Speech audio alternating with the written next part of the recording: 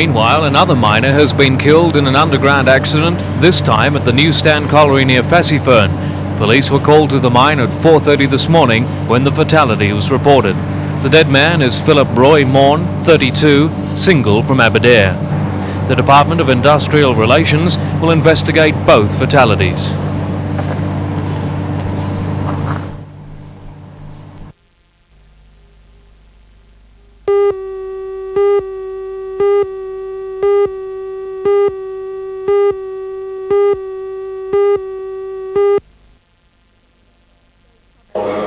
Those problems were discussed today at the World Rail Track Conference being held at the Newcastle City Hall. A paper dealing with the overload on Hunter Valley Railways was presented by Mr Warwick Kincher, a track engineer with the State Rail Authority. Delegates were told that some of the biggest trains in New South Wales transport 200 million tonnes of coal a year on Hunter Valley tracks. According to Mr Kincher, it is the rapid growth in the region's coal output that has created problems for the SRA. The bulk of the problems that we now have are on the main line in the up direction towards Newcastle under the coal traffic from Muswellbrook back towards Newcastle. The sorts of problems that are indicating to us quite clearly now that the track will not be able to cope for very much longer with the increase in coal tonnage, and consequently these are the reasons why the track strengthening project is about to commence.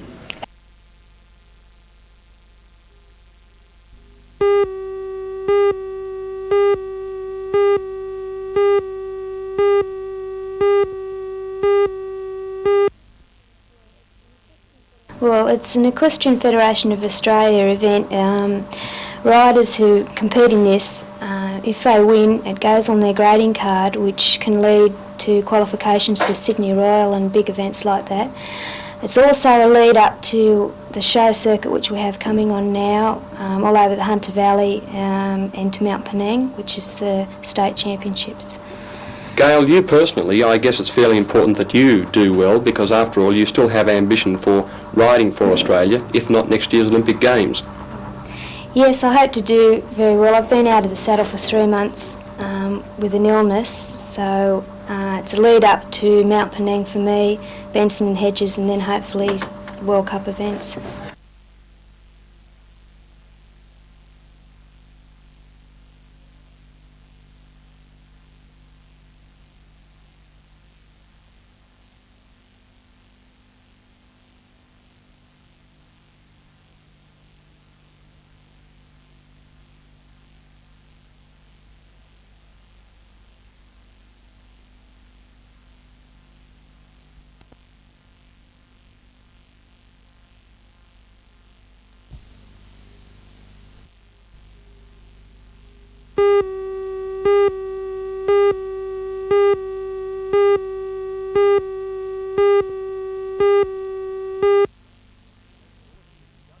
The festival is to be conducted along the lines of a mini-Olympics, mostly in Spears Point Park.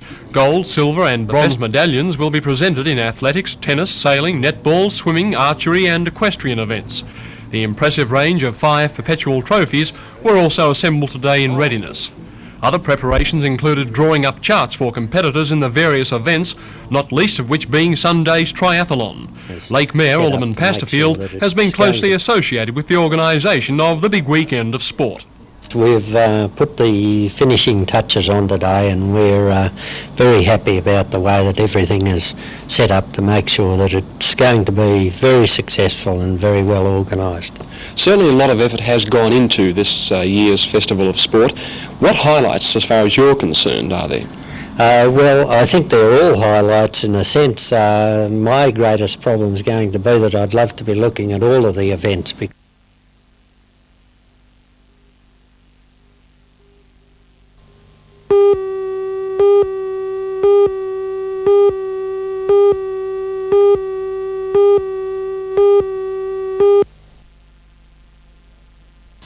The Putty Road has a bad accident record, but its worst feature is that when an accident does happen, it takes time to get help to the accident scene. In this case, when 2 cars collided head-on, leaving 3 people injured, the nearest ambulance station was 80 kilometres away at Singleton.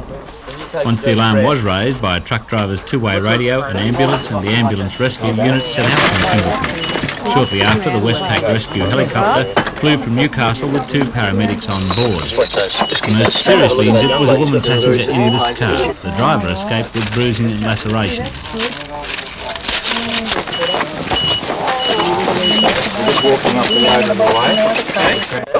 The young driver of the second car, a Queensland-registered vehicle, suffered facial lacerations and chest injuries. Thanks very much. Well, I've got to go After being stabilised at the accident scene, the injured woman was evacuated by the Westpac helicopter. The other victims were carried by road ambulance the 80 kilometres to Singleton. This is an example of the pain-filled reality of a motor accident. They often happen far from help. And even with the exceptional emergency services that we have in this area, victims have to often spend what must seem like an eternity beside the road in pain. The accident blocked the Clutch Road for about 2 hours. Names of those injured have not been released.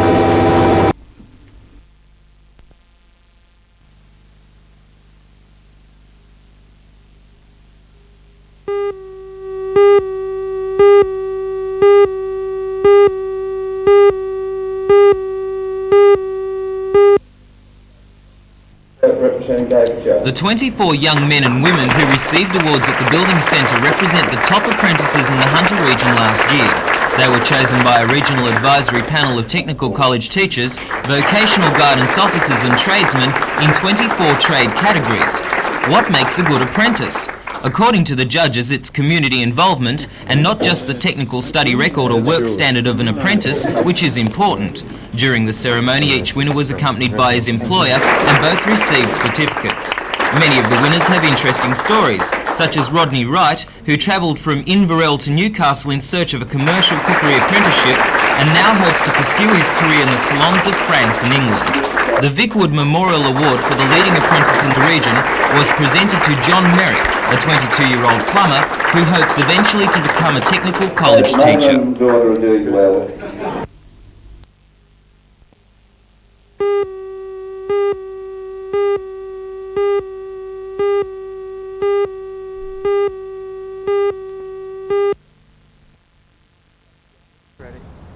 Thanks, John. Good morning. A beautiful sunny start to the day.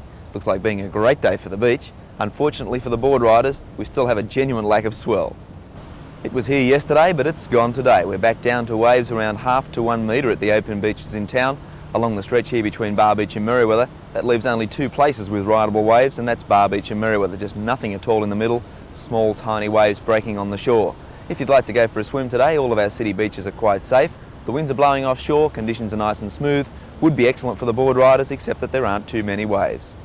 Weather-wise, there were a few morning fog patches inland this morning.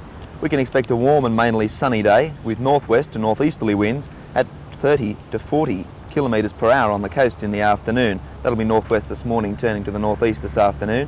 Seas moderate in the afternoon, but on a low swell. Newcastle heading for a top today of 26 degrees, 25 for Scone. High tide will be at 1 minute past 9 this morning, 1.5 metres. Low tide at 2:54 this afternoon, 0.4 of a metre. And the outlook for Saturday, as you would expect, southwest to southeasterly winds and the chance of a shower. Well, that's the story. A beautiful sunny day when so little of us can enjoy it, and a cold front heading our way for tomorrow and the chance of a few showers. A top of 26 degrees today, no waves for the board riders. Have a great day and a great weekend. We'll be back on Monday morning.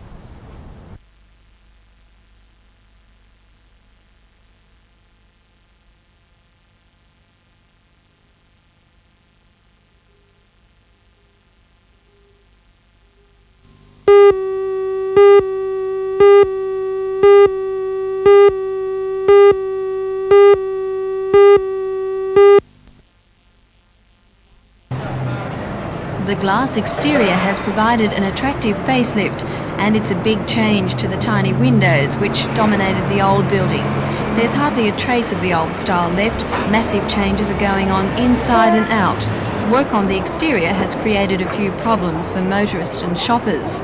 Inside, staff at the State Bank are working under awkward conditions. Dust and noise has plagued them for months, during which normal trading has continued. If there's one change the bank cannot make, it's to this mural, which is part of the original building, built in 1955. But in a bid to brighten up the area, lights are being installed. The State Bank will occupy the basement, ground and first floors. The other 7 floors will be either sold, leased or strata titled. Builders say they have solved the problem of underground seepage. The building sits on a natural watercourse and a great deal of effort has gone into lowering the water table and securing the new foundations. The new state bank should be completed by early November.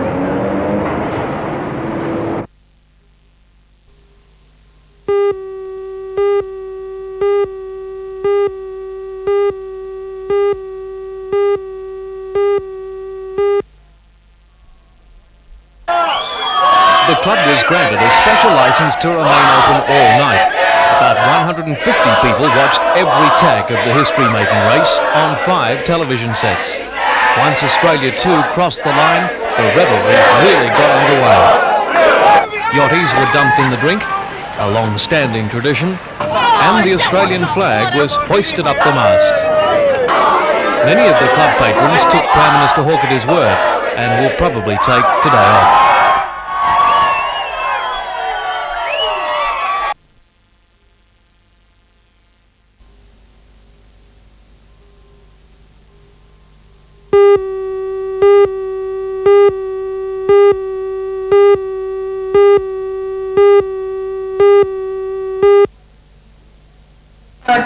Clearly, many of those at the meeting felt that Belmont Hospital, which is controlled by the Newcastle Hospital Board, is being treated as a poor relation, losing beds to safeguard Newcastle Hospital.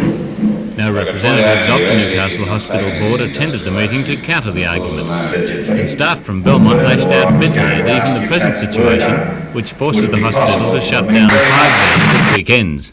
And it's my great duty of a Friday to work out who is going to have who. And I can tell you it's some job. And sometimes those patients aren't moved to other wards until 8 or 9 o'clock at night, even though the beds are supposed to be free by 5 o'clock.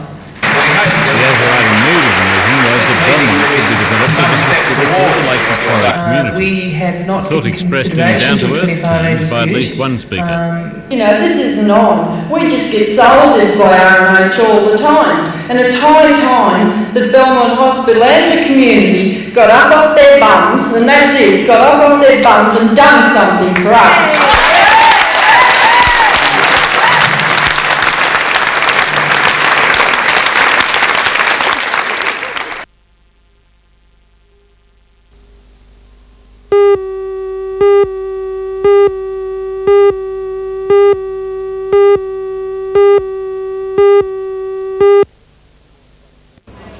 The big news in the world of rugby league this week, of course, is the expulsion of Newtown and Western Suburbs from the competition in 1984.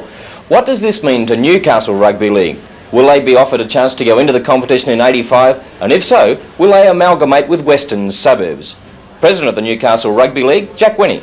There's been no determination, and there will not be any determination as to us going into a Sydney competition. We were instructed, and we are currently finalising today, we hope this afternoon, to finalise the feasibility study that we were instructed to do. We have not been able to finalise it completely because a meeting with the executive of the New South Wales Rugby League at this stage has not taken place. Speaking to Mr Bellew, as our manager Mr Hards did, it's highly likely that there could be an opportunity for a team to go into the New South Wales competition in 1985. It may be Newcastle. Who can say? The manager of the Newcastle Rugby League, Graham Hards, echoed the same sentiments as his president, but a little bit more firmly. The Newcastle Rugby League Board, I'd say, would totally oppose any amalgamation with a Sydney club, especially one in the situation that Western Suburbs seem to be in.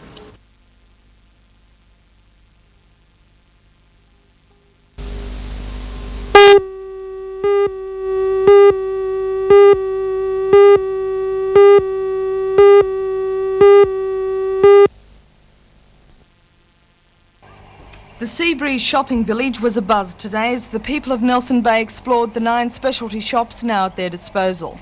The centre includes a delicatessen, a chemist, a hot bread shop, a supermarket and a playground for the children.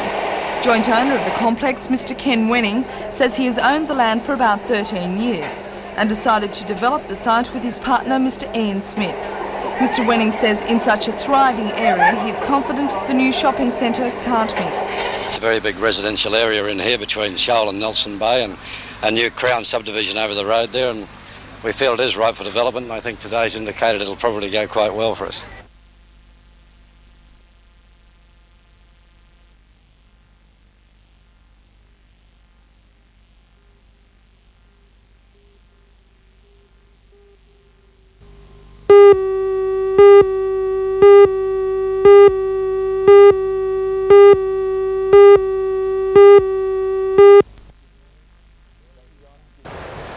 Thanks, John. Good morning.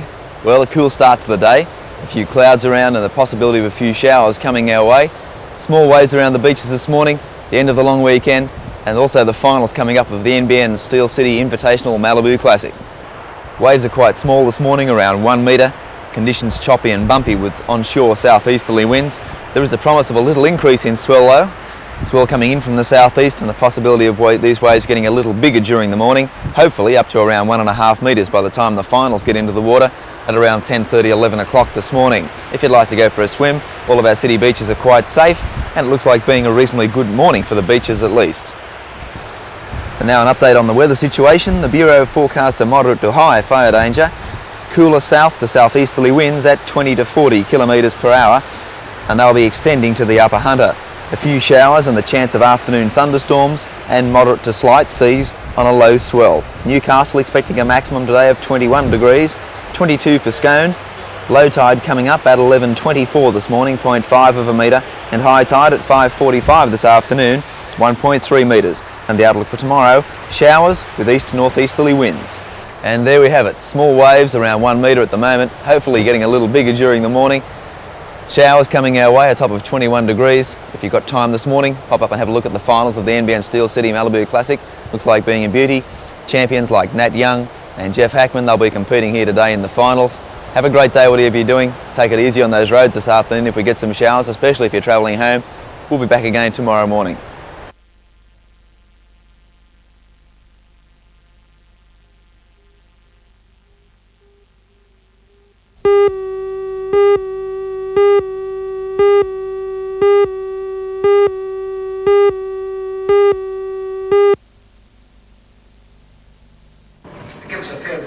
The proceedings started in general business when Alderman Ron Fennell presented the council with a number of letters and petitions demanding the council take action to ensure that the 876 people whose votes became invalid when the ballot box was interfered with are given another chance to vote.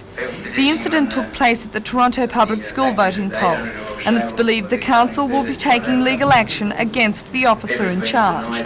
Alderman Fennell, who along with Alderman Walker are independents for Ward 3, then called for Labor Alderman Nicholson to resign.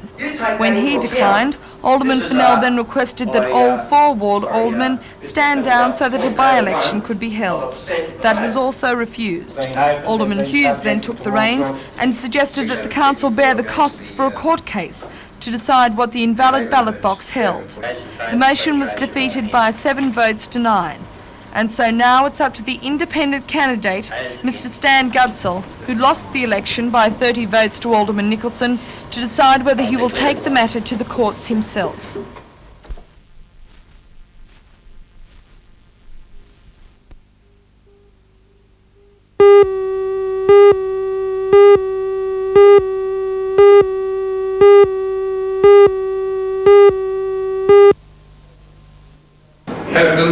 More than 200 delegates were welcomed to Newcastle by the Lord Mayor Alderman Joy Cummings. Delegates have come from all over the state for the 3-day conference. The theme is a time of change, and now that more funds are being made available, society's roles are becoming more prominent in provision of housing loans for low-income earners. In keeping with tradition, an apprentice from the host city was presented with the Wallace G. Pauline Memorial Scholarship. This year, the award went to 19-year-old Kelvin Holliday of New Lambton. Kelvin is a third-year apprentice carpenter and joiner with the Health Department. In his speech, the State Minister for Housing, Mr Frank Walker, outlined the increased funding both the state and federal governments are allocating to low-cost housing. Mr Walker says the change of federal government, with its commitment to funding in this area, will ensure the survival of the cooperative housing societies. He says some $74 million will be allocated from the state coffers this year, with much of that going to the Hunter region. until September 2018, $3,097 This is going to cooperative housing societies, and the Hunt has always had a long tradition of having lots of cooperative housing societies, but altogether I think something like 300 homes in all will be the total of the money in this area.